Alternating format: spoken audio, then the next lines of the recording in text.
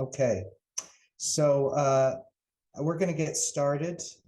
Thank you all so much for being here, and welcome to Putney Student Travel's webinar on service and language programs.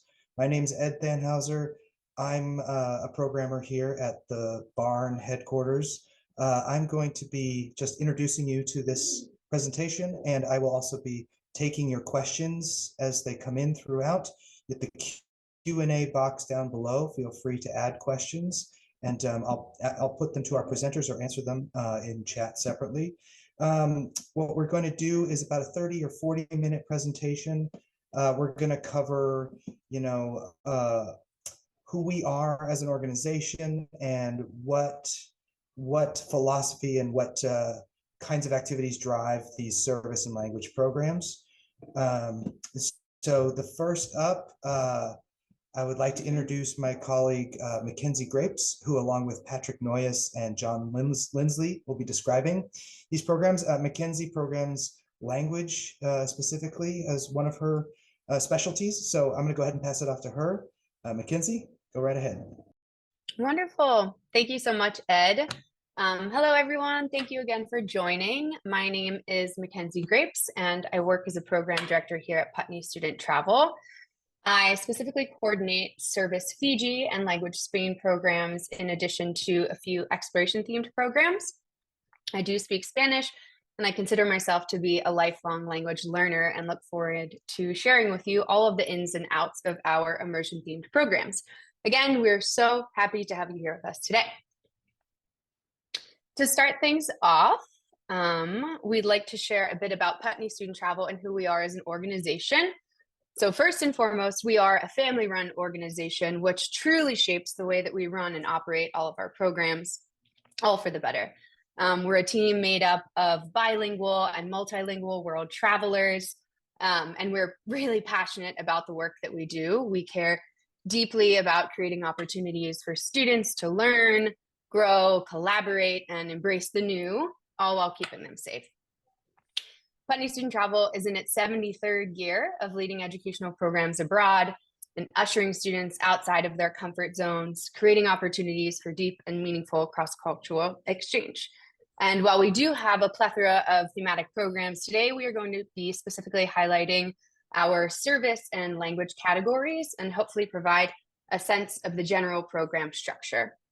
We won't have time to go through all of the incredible programs that we offer in over 30 countries, but we definitely encourage you to take a look at our website and watch the first webinar that we did of this season, which you can also find on our website.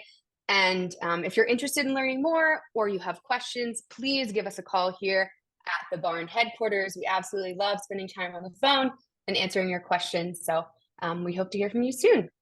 I would now like to pass things over to my colleague, Patrick, who will be speaking to our service programs. Great. Thank you, Mackenzie. My name is Patrick Noyes. I've had the privilege of working with Putney for over 20 years old. My first travel experience, I was 16 years old and I got on a plane for the first time in my life. It took me to live in Spain with a host family in Barcelona for a year, and it absolutely changed my life. I went on to study languages at Georgetown, and through Putney have been able to work in places like El Salvador, Argentina, China, Malawi, designing programs, much like a lot of the ones we're going to talk about today.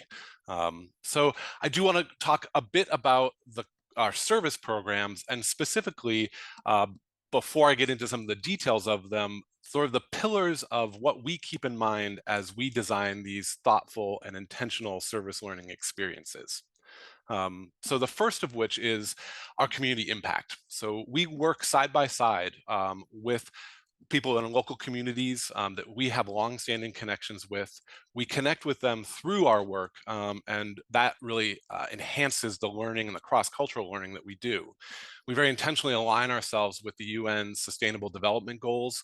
They address poverty and hunger and inequality through specific actionable efforts in education, health, the environment, social and racial justice, and community development. Another pillar is obviously that we are promoting ethical service. So we have been developing programs in conjunction with welcoming host communities for over 30 years. And our aim is always to develop long-term sustainable ethical relationships. The projects that we work on are identified by local governing bodies and pre-existing community groups, and they're assessing the greatest need in the community and also that potential for the lasting and meaningful impact wherever we go.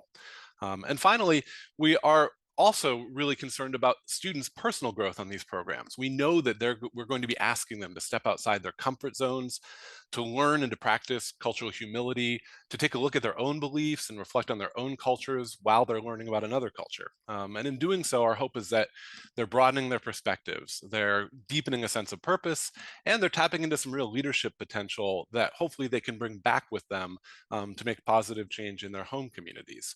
And all of these pillars are sort of tied together by a sense of connection. You know, the work that we do is very meaningful and impactful, but the most important work that we do each summer is to broker and create a fertile ground for connections that last far beyond the summer. So for each individual student, we don't know ahead of time whether it's going to be a person, a place, a language, a specific project, an issue, a community that they're going to truly connect with. But we're providing that fertile ground, and our leaders are helping to develop those connections so that hopefully this is not just a 2, 3, or 4 week experience, but it's something that lasts much beyond that. And that really forms the backbone of all of our service programs. So having said that, let's take a look at some of the more of the logistics of these programs.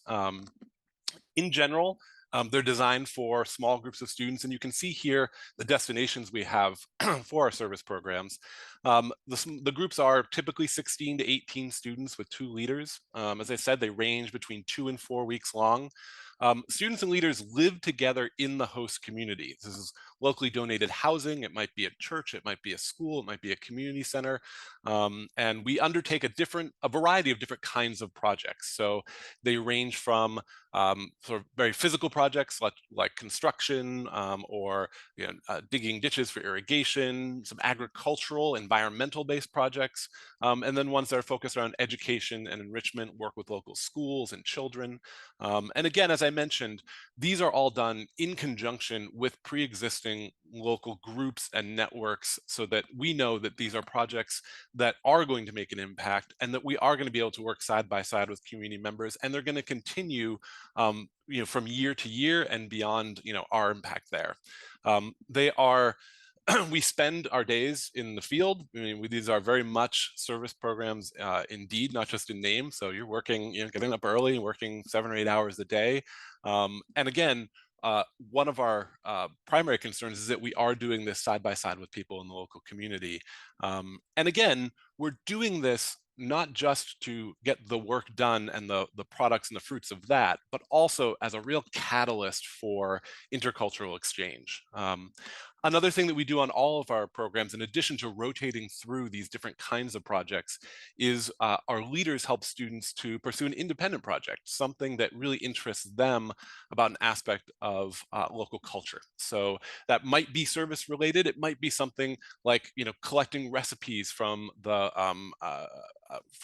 villagers there, or it might be doing oral histories or getting to know more about a specific facet of local culture that they then share with the group. And again, trip leaders are offering this guidance and support and helping to connect our students with community members that really want to share what they have.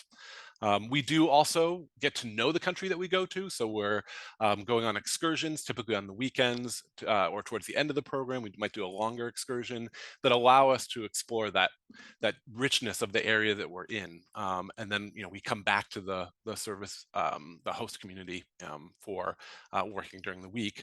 And then at the end of the program, students do receive a certificate for the number of service hours that they have done on the program. And what we'll do now is sort of transition and talk a little bit about what that looks like in a few specific places. I'll talk about Costa Rica, and then my colleague John will see how that looks in Tanzania, for example.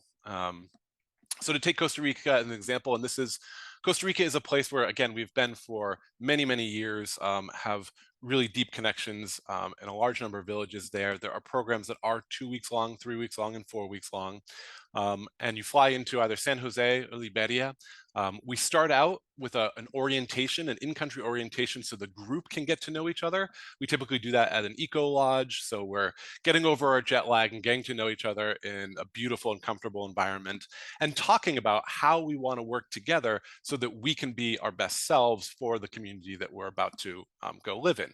We then go to the community that's hosting us, and again, typically we're staying in a donated church or a schoolroom. We give you a very extensive packing list so you know exactly what you need to bring. And there's a welcoming celebration where we get to know the people that we'll be working with and who'll be hosting us. We have local cooks that we work with that will rotate through in small groups. Students will get a chance to go to the market and buy the food and learn the recipes and make the food for the group for the day. And then we dive right into our projects. And like I mentioned, we'll do a variety of different kinds of projects, again, based very specifically on the needs of the community that we're in. So it might be removing invasive species in certain host villages. It might be working on irrigation projects or building a community center. We also, and so students get a chance to rotate through different kinds of projects. You might be working with some school kids one day. And as you go on in the communities, you're able to then focus on the ones that you're most interested in together with developing that independent project. As I mentioned before, it's a lot of real work, but there's also a lot of time for downtime and play in the afternoon. You know, the rains come at a pretty predictable time in Costa Rica. It tells us that it's time to, you know, put down the shovels and, you know, go and hike to a waterfall with some kids from the community, or, you know, learn a song on the guitar. You know, we're planning for a bonfire that night or something like that. In Costa Rica particularly, and in a lot of our service programs, you know, learning local language, being able to practice some Spanish. If you have some Spanish from school, great. It will become a lot better. If you don't, you're definitely going to learn some beginner Spanish. All of our leaders are fluent in Spanish and conversant so that they can help broker those sort of interactions. That's often a big part of the value of the program for the students. And then, as I mentioned, on the weekends, we try and travel. So this means going back out to the rainforest to visit an eco lodge, going rafting at the end of every Costa Rica program. We do a rafting trip. And then at the end, after we've had our big celebration of Fiesta de Despedida, of celebrating the connections we've made and the accomplishments, leaving the village, we do have you know, the rafting trip and some time for reflection before we head back to the States, so we can understand what is meant for each individual student and what they hope to bring back. So that's what a service program might look like in Costa Rica. I'm going to pass it to my colleague John to talk a little bit about how that looks in Tanzania and Nepal.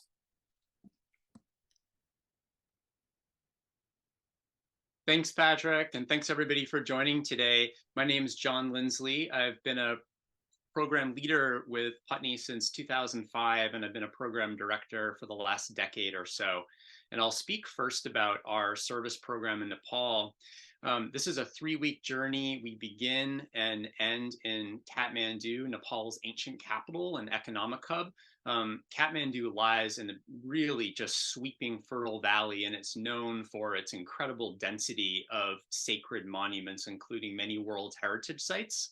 And we stay in a guest house in a quiet neighborhood here within walking distance of several of these sites, both ones famous for Hindu and Buddhist ties. We have our program orientation, and we get to know each other and Putney's longtime local friends in Nepal who we travel with throughout the program. In Kathmandu, we take meals at our accommodations or at local restaurants. We have great both continental and local options. And after getting the program going in Kathmandu, we head overland to Sulukhumbu, otherwise known as the Everest Valley. And the Everest Valley is really our home base for the majority of our time in Nepal. And we're based in the lower reaches of the valley. And this keeps us at lower elevations and avoids any challenges with altitude. We stay as guests in simple dorms at a nonprofit resource center there, an educational program for Sherpa youth who are completing their high school studies. And what's really special about this, I think, is that we get to have daily interaction with these local students and really get into the daily rhythm of local life and the activities at the school. We work together on improvements in the community, and some examples of what these projects might be would be building a classroom or upgrades to other school buildings, or working on student recreational spaces, building a playground. Another experience that's really popular amongst our Putney students and also the local Nepali students are English conversation groups, where small groups of Putney students chat with local Nepali students on a topic like sport or culture, or the environment, or jobs, all while practicing their English skills.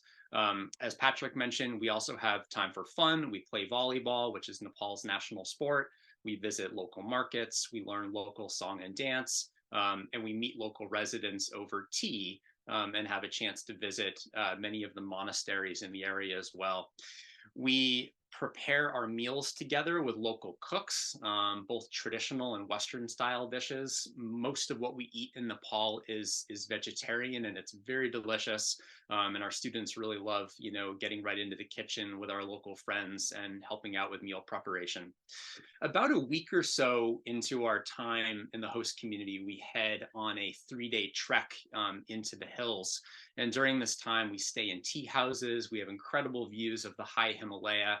If we're lucky, we may just catch a glimpse of Mount Everest out on the horizon. And the trail that we're actually hiking on is the same trail that Tenzing Sherpa and Saradan Hillary used during their first successful, the first successful summit of Everest in 1953. And we capped that trek with a monastery retreat before returning for another week in the host village to wrap up our service projects. And then from there, we head back to the Kathmandu Valley area for a few days in a medieval city on the outskirts of the capital called Bhaktapur, have a chance to explore the sites here, the markets, the bazaars, meet with master artisans for a traditional papermaking workshop or a pottery workshop, and then back to Kathmandu for one final night to celebrate, say farewell to our local friends, and prepare for the trip home. It's an incredible program. If anybody has questions about the Nepal program, I'd be happy to speak with folks further, so feel free to reach out anytime. Another program that I organize and have led a number of summers myself is our program in Tanzania. This is one of Putney's oldest service programs, so first offered in 1994. And Putney actually traveled to East Africa to climb Mount Kilimanjaro and go on safari in the summer of 1972. So it's a part of the world that this organization has a lot of experience traveling in and bringing students to. And what's really neat is we still organize our Tanzania program today with the same local friends and contacts of Putney's from those early years, just now with the next generation.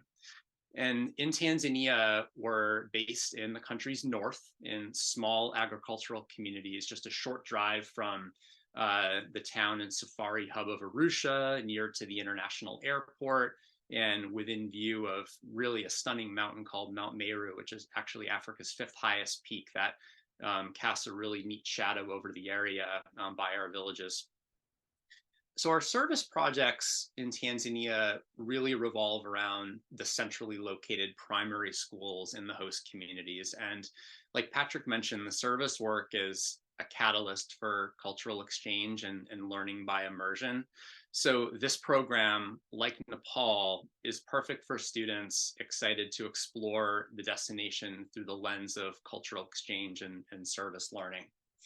And our primary projects in Tanzania, like Nepal, vary each summer depending on local needs, but some common examples might be building a classroom, building residential teacher housing, a food pantry, a school kitchen, building washroom facilities at the school. And then in addition to a primary project like that, we'd also have, any number of secondary projects. So this might be English conversation classes or conversation chat groups, painting projects, light repairs to school facilities, desks, chairs, other classroom materials. But outside of that, we also make time to meet with local residents to learn about their livelihoods, go to the markets, play frisbee or soccer. We have friends in Tanzania who will do things with our group like a batik making workshop, which involves dyeing fabrics with wax, taking Swahili language lessons, a really popular activity amongst our students. Swahili is Tanzania's national language, and one that all of our local contacts speak, and our guides and other friends who we work closely with on this program do also speak fluent English. A group of local women in Tanzania that we affectionately are affectionately known as the mamas, they help us with our market shopping and cooking. And each day, a small group of students help them with food prep, and they're really just part of our larger Putney family in Tanzania. Some of the mamas we still work with today were actually with some of our first groups in the 1990s, and today their daughters and granddaughters are working with our groups too. So it's a really special relationship, and our students love getting to know them, and we really make some delicious meals with them too. It's a nice mix of continental and local cuisine options. And we live together in Tanzania in a private village house with bunk beds, outhouses, basins for bathing and washing our clothes, clean, comfortable, but we live simply. And about halfway through the service component, we take a short drive to the Mount Kilimanjaro foothills for a weekend away. It's a really neat opportunity to see another part of northern Tanzania and an area with a very different landscape, waterfalls and lush forested areas. And we stay in a mountain lodge while we're there. We come back for roughly another week in the village before heading out on our wildlife safari, which caps the program. And we begin that with a really unique experience on a community-owned wildlife management area that's actually protected and managed by the Maasai for the benefit of both people and wildlife. And I think for me, probably what is one of the neatest experiences here is actually setting out on foot with our professional safari guides and our Maasai warrior hosts and exploring the grasslands and baobab woodlands on foot, looking for animal sign, identifying trees, learning about the environment, learning about the Maasai's pastoralist way of life, and actually engaging in conversation together and learning as we walk. We'll also have a chance to visit a Maasai home or a boma and learn more about how the Maasai raise cattle and other livestock as their primary livelihood. And then, of course, we make plenty of time for that iconic big game viewing. So elephants, lions, leopards, cheetah, big herds of plains animals like zebra and wildebeest in some of East Africa and Tanzania's most famous parks like Tarangire National Park and Ngorongoro Crater. And on the safari, we are with an outfitter, professional outfitter the entire time. We use their tents and have their just incredible access to their expertise on the people and the cultures, wildlife conservation issues in Tanzania. A lot of students will, glean a lot for their independent projects during this time on the program. As I said before, any questions about either of these programs, reach out. I'm happy to chat with families or students more. And with that, I'll pass it back to Mac to speak more about our language programs. Awesome. Thank you so much, John.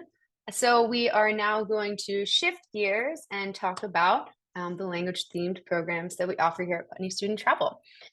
So at Putney, we have both Spanish and French language immersion programs for middle school age students and high school age students.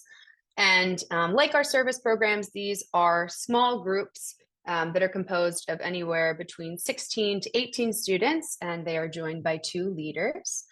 Something to note for our language programs is that we do require all of our high school students to come with at least 2 years of experience in the classroom or something equivalent.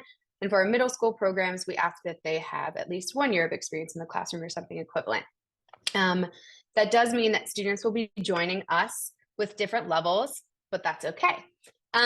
Within the first 48 hours of the program, leaders meet individually one-on-one with students to gauge where they're at on their language journey.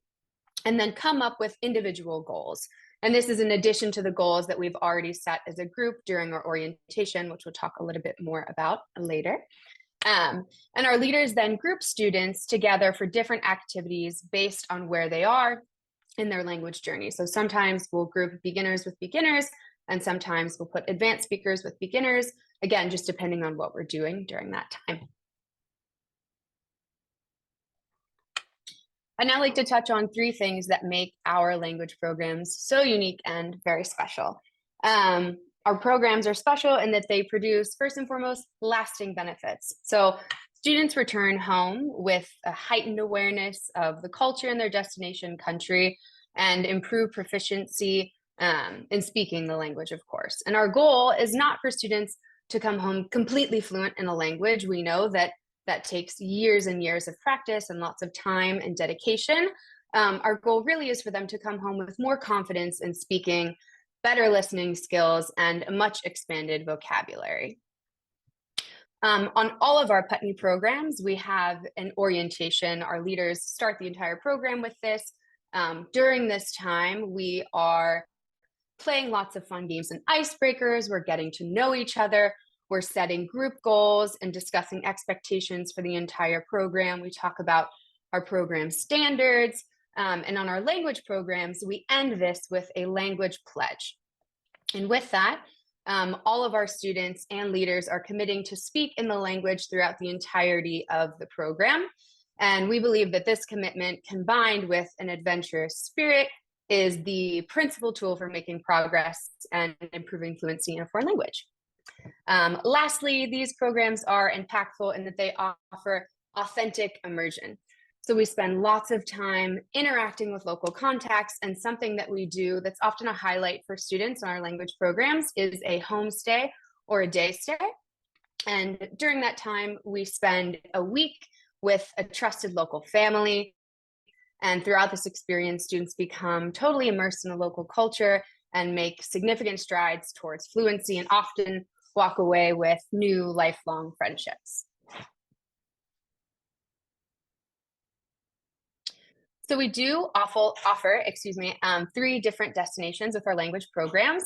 High schoolers have the opportunity to join us in Ecuador and the Galapagos, France and Spain, and middle schoolers can join us in France and Spain. The high school programs are longer. They're up to 33 days in length, and middle school programs are 21 days long. So while each of these destinations is, of course, different, the focus in all of these programs is to really give students an opportunity to speak in the target language. And program directors and leaders do such an incredible job of creating opportunities for students to interact with locals and put their language to the test.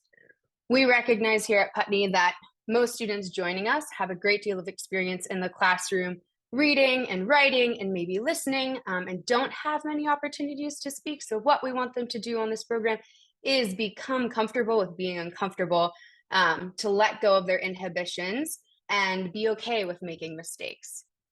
And they do this through daily language lessons and activities with locals. So to give an example of what a daily language lesson might look like in the field, this could happen on any one of our language programs. Leaders could cover the local currency and local units of measurement with students in the morning, and then take them to a market. Once we're at the market, we break them up into small groups, and each group is responsible for collecting food items for a picnic. So we could have a group gathering vegetables, a group gathering cheese, a group gathering drinks, and then we come back together as a team. We head to a park, we enjoy our picnic lunch, and we reflect on what that experience was like interacting with locals, and what we learned from it, and how we can continue to use that moving forward. Another example of a language activity may be a scavenger hunt that our leaders have created for the students, and it gets them out in the city, navigating the town with a map, all in their new language. And they could be interviewing locals and asking them questions about their favorite music or what they love most about their town or city. So now we'll chat a bit about our Ecuador program. And Ecuador is unique in that it is Putney's only hybrid language and service program.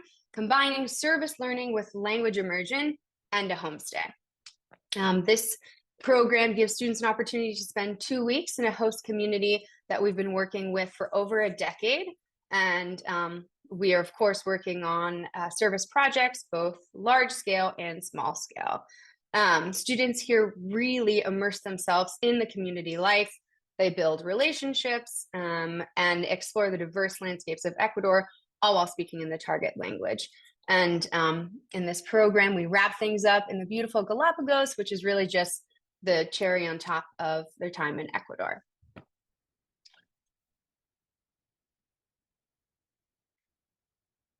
Next, we have Language France, which offers a traveling itinerary. The high school program has 6 different stops along the way, and middle school has 4. Something really unique and special that I love about the Language France program is the internship that students do right off the bat. So students on this program have the opportunity to shadow a number of local business owners and shopkeepers. So students spend a couple of hours each day at their assigned internship, which could be a library, museum, school, or bakery. And they're getting around to their internships by bicycle and really getting a feel for what it's like to live as a local abroad in this small town. Language France is a program that we've been running for decades, and several of our current students actually, or recent alumni, have had parents that traveled with us there when they were younger and in high school, which we of course absolutely love to see. And on this program, we visit a number of destinations ranging from a small coastal village to Paris, to the French Riviera, to the Alps. So you really get a taste for the entire country and get to see it all. And lastly, we have Spain, which is very close to my heart.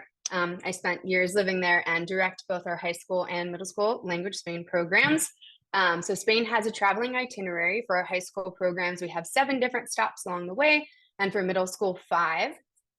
And Spain may be a small country, but each region is so incredibly unique and has its own special history, its own special culture, and our students really get to see and experience it all, from the Cantabrian coast in the north, the whole way to the Mediterranean and the south. Students on this program stay at family-run hotels and hostels. This is another program that we've been running an iteration of for decades and decades, so our contacts are just the absolute best and look forward to welcoming us back year after year. I was actually just there on a programming trip in December, meeting with folks who just absolutely adore us and do a great job of really helping us succeed in our mission. So yes, family-run hotels and hostels throughout the program, and we travel to all of these different destinations by private charter bus. And in towns and cities, we do as Spaniards do and spend lots of time walking and really taking in our surroundings. And what I love most about this program is the fact that it strikes a really incredible balance between cultural and historical activities and outdoor adventure. So we do things like visit world-class museums like the Prado and the Reina Sofia. We also visit La Alhambra in Granada. And we also do things like surfing on the Cantabrian coast and snorkeling in the Mediterranean and canyoning in the Picos de Europa. So we work with local outfitters and wear helmets and rappel down waterfalls into these massive pools of water. And this is just an awesome activity that enables our students to step outside of their comfort zone, pick up tons of new vocabulary, and really bond together as a group and feel a sense of accomplishment after this incredible activity. And I would just like to wrap up the language portion of this program by sharing the kind of student we are looking for. And this is something that I always like to emphasize with families. On our language programs, we're really looking for students that are passionate and excited about the language component. So we welcome students that are excited about growing their language speaking abilities and are really ready to commit to the language pledge, because the success of these programs is dependent on the group's commitment and willingness to give it their all. And leaders, of course, are always speaking with students in Spanish, supporting them and encouraging them.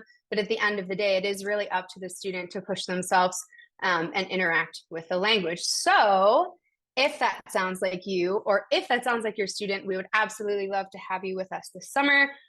If you have any questions specifically about our Spanish programs, give us a call and I'm happy to chat. And I would now love to pass things to Patrick, who will share what makes Putney programs so unique. Thanks, Mackenzie. I just quickly want to point out a few things that whether it's a language program, whether it's a service program, whether it's any of our other exploration or even larger campus programs, things that make a Putney program a Putney program. The first and most important one is the quality of our leadership. Our leaders every summer are these passionate educators and professionals who oftentimes take time away from busy careers to join us because they love interacting with students who are in this critical sort of time in their life when they're exploring the world, getting a chance to do so, push their boundaries, and they really become incredible mentors to students. They're experts in the place they go, they speak the language, and I'd highly encourage you to take a look. We have all the bios of last summer's leaders on our website. The average age of one of our leaders is, late 20s, early 30s. More of them have their master's degrees than not. But most importantly, they serve as that bridge. They're sort of a bridge between where the students are at now and where they see themselves in the future. And they're a bridge to the communities that we form a part of. And they help to make those bonds within the group as well. So it is absolutely a hallmark of Putney programs, the excellent quality of leadership. Please do take a look at all the bios on our website. We also have programming that goes places that maybe other organizations don't. We don't tend to be the kind of organization that throws a dart at a map, or we aren't a kind of organization that throws a dart at the map and says, let's go there. We are going to places because we have a personal connection there already. A leader says, there's this amazing project, there's this amazing community. Is there a way to become a part of it? And it allows us to form these deep connections and sustainable relationships. And a lot of that is coming out of this genuine cultural interaction that we really prioritize. To give an example, in Thailand, when we go do our service program in Thailand, in Chiang Mai, we stay at a family-owned guest house in a town surrounded by these remnants of this ancient Lama kingdom, and we're treated like members of that family. We participate in offering alms to the local monks. We go biking around the neighborhood with them. We celebrate being there with Thai family style meals, and actually we do a karaoke party too around the community pool there. And it really is the kind of thing that you can't do if you're just traveling on your own or traveling as a family. And those interactions are what makes all the difference. We also know that students are in a classroom for most of the year. And so Putney programs are about getting outside of that and doing hands-on activities, not being stuck in front of a whiteboard. And that includes, and actually is a hallmark of our language programs, that you get to be in front of a whiteboard for 9 months out of the year. Let's get you in front of a person and actually using the language. Another tremendously important thing for us is that we do curate our group dynamics. Because these are small groups, it's really important that the students that you're with are there for the right reasons, there to be enjoying the program in the same way that you are. We do things like, I would say that, typically 85 to 90% of the students who come on any given program don't know a single other student on the program. And so we do look at that as applications come in. Is there a group of people who know each other? If there's one, that's fine. Maybe there's two, okay. But if there start to be more people, you might say, hey, not this year, not this program. Maybe you want to try a different program. And then we also, on all of our small group trips, do a 1 week cell phone free first week of the program. And so after you arrive in country, you can use the phone for travel day. You arrive, you have your in-country orientation. At the end of that, you lock your phones. You can still use them for taking pictures and emergency calls. But for that first week, we really want you looking at each other. We want you looking at the world around you rather than looking at your phones. And we found that that's a really important part to building that group dynamic. It is also an application process. So Mackenzie will describe that in a little bit, but it gets a self-selecting group of students and leaders who want to be a part of these programs. We also do, our programs are structured, meaning that, there are organizations or opportunities at this age where you can go and, take a language lesson for a couple hours in the day, and then, okay, we'll see you at 10 o'clock at night and we'll check you in to make sure you're safe. For us, that doesn't necessarily allow you to make the most of your time somewhere. So our programs are structured, the leaders are with you, we have organized activities. There is time built in safe and structured ways to have your own, experience or smaller group experiences than with the whole group. But we feel like, especially with these amazing leaders and all of the places that they're bringing and contacts they're bringing to bear, that a structured program is the way to get the most out of a limited amount of time and make you want to go back to the places that you're going. And then finally, this is your summer. We want you to have fun. All of the things that we've talked about don't work unless you're also having fun doing them. And that is the glue that bonds you together as a group and also allows you to be your best selves for interacting with the communities that we're a part of. So those are some of the things that are, I think, philosophically characteristic of the program. And now Mackenzie's going to take a look at some of the very practical details, and then we can answer any questions that you might have. Amazing. Thank you so much, Patrick. So yes, now we will discuss a few important things for you to know while you are considering a Putney program. Health and safety. So as international educators, commitment to safety is of course central to all of our program operations. For over 7 decades, Putney has brought student travelers all over the world and returned them home safe and happy, and we plan to continue doing that. All of our leaders are CPR and first aid certified, and many hold higher certifications as well, like Wilderness First Responder. All students have the option of obtaining International SOS, the leading provider of international medical emergency services. So they're available to provide consultation and emergency medical evacuation services to all of our students on programs outside of the US. And in the unlikely event that a student needs to be evacuated for medical or safety reasons, the student will be supported by this team with professional travel, medical, and security service. We, of course, also maintain personal relationships with trusted local hospitals, clinics, and providers, and have a very strong network of in-country contacts that take incredible care of us and our groups. Putney has an incredibly strong commitment to maintaining open lines of communication with students and leaders throughout the entire year, and especially in the summer months.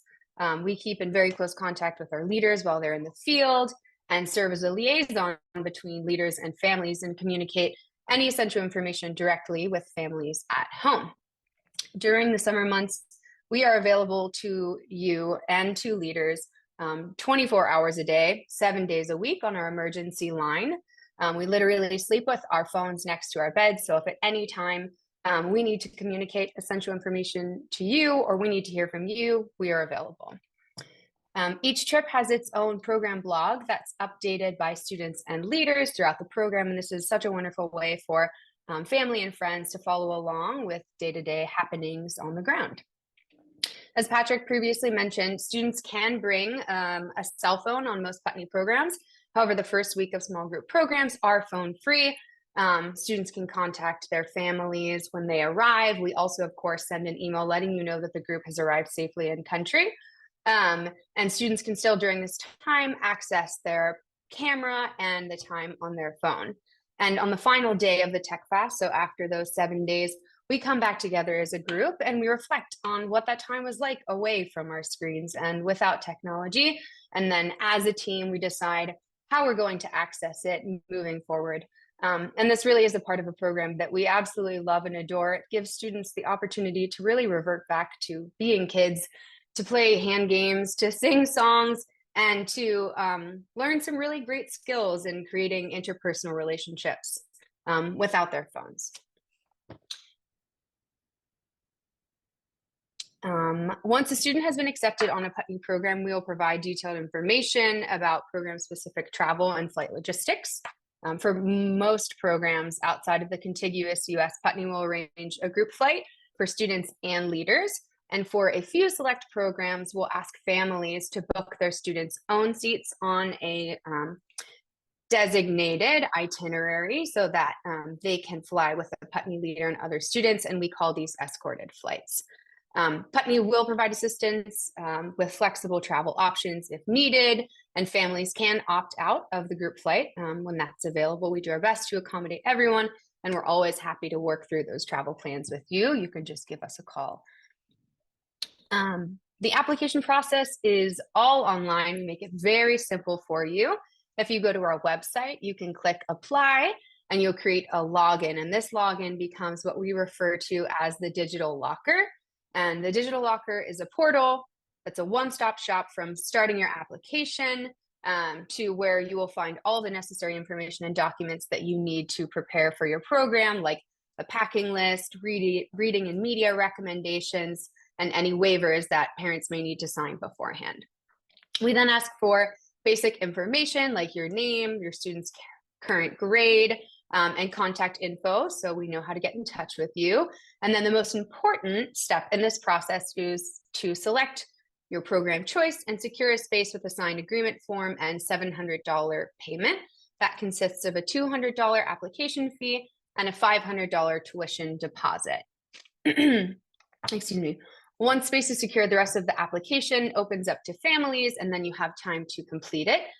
That consists of a personal statement from the student.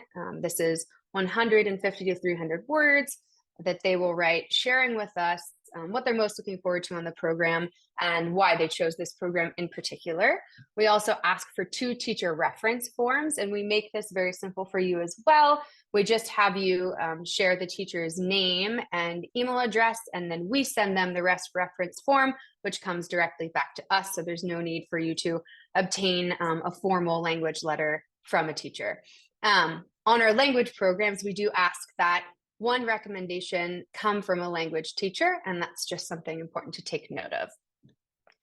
We operate on rolling admissions and accept applicants on a first come, first served basis, space permitting, and our programs filled earlier than ever this past year. Pent-up demand definitely results in more applications to date, and sometimes we end up with long wait lists. So we definitely encourage you to start your application now and get that ball rolling.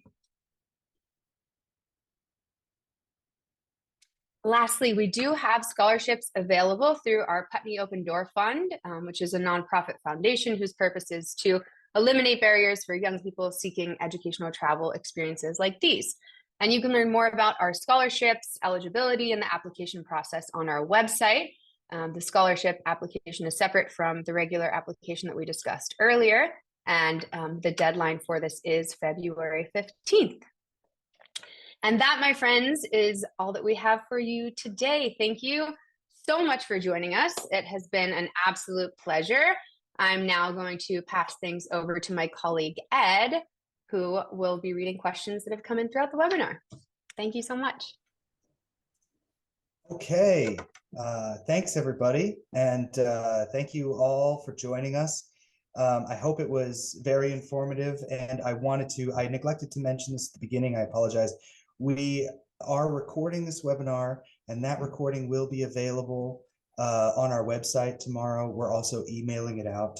So if you get emails from us, you should see and be able to access a recording of this if you say joined a little bit late or there's something you want to refer back to. And of course, just to point out that for really specific program details, we always prefer to have you talk to the program director of that program, because I got some questions in our Q&A box, basically about what percentage of the time do students eat out at a restaurant versus making food themselves, and that's really different from program to program, service versus language, etc. But I think the first question that I'll tackle, or I'd rather have one of our panel tackle, is just in regards to the language. I think Patrick addressed this just a little bit earlier, but I'd like Mackenzie to just talk about how we do not use a classroom environment for this. This is immersion learning. So instead of the classroom, Mackenzie, would you be willing to describe what the language learning looks like on the day-to-day level for these programs? Sure, of course, Ed. Thank you so much. And I know Patrick did touch on this a bit. We recognize that students spend the majority of their year in front of a whiteboard, in front of a screen. So our goal on these programs is to really get them out in the field and to learn by doing. So leaders on these programs have an informal language lesson every day, and that could be preparing students for an upcoming activity that we have with an outfitter. Let's say we're going surfing, so we're covering vocabulary around that, and then going and putting it into practice. Or we could be preparing for an interactive activity like a paella class, for example, or we could be reviewing the past tense and then going out in the field and using that with locals and just getting a feel for, yeah, how to put it into practice in the field. Great, thank you, Mackenzie. And then there was a follow-up part to that question that basically wondering, some of these service and or language programs can sound pretty, rustic or pretty, going pretty far afield to countries that, maybe have varying access to urban areas, specifically like medical facilities. And, we mentioned in a slide that we have an excellent track record with safety and keeping our students healthy during the program. But I thought maybe Patrick, with his more than 20 years of working with Putney Student Travel, could talk about just, elaborating on how we provide the best access that is available to all the students who go, especially to really remote locations. So Patrick? Yeah, thanks, Ed. So yeah, as Ed mentions, one of the things about having these long-term relationships in the places we go means that we already know about local clinics and how to get to them, whether they're English-speaking doctors. We have a developed network of safety experts. And there are certain programs that are further afield than others.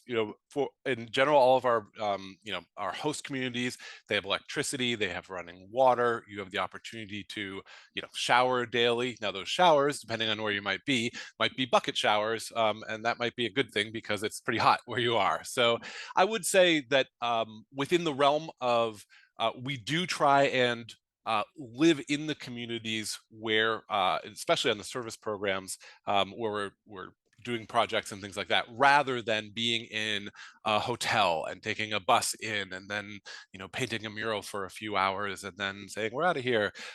It's much more that we are, living in the community, participating in life as they do. And that means that in certain communities, you're sleeping in sleeping bags with sleeping pads. And that's definitely outside of a lot of our students' experience or comfort zones. Having said that, that's part of the process of choosing a program. For example, if you're looking for a Spanish-speaking program, there are certain communities in Costa Rica that might be a better introduction for a younger student first time away from home than maybe some of our programs in Peru that might be a little bit more rustic. And that's what calling us and talking things through is really good for. But all of them have a really safe and secure baseline where we do have access to internet, electricity, cell phone service. So that is taken care of. But within that, there are various distinctions. So give us a call. Talk to us about that. Excellent. Thank you, Patrick. And I think I have all the questions that were asked during the presentation. Obviously, the best way to get the most specific information on a specific program is to talk to a programmer here at the barn. The number I have put in the Q&A box a couple of times, 802-387-5000.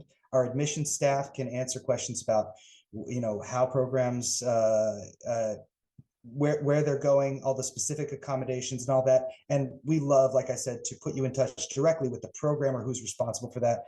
They'll have the most detailed information.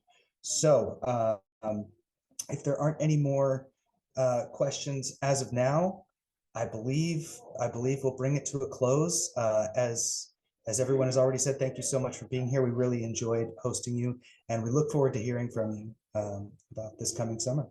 Thanks, everyone.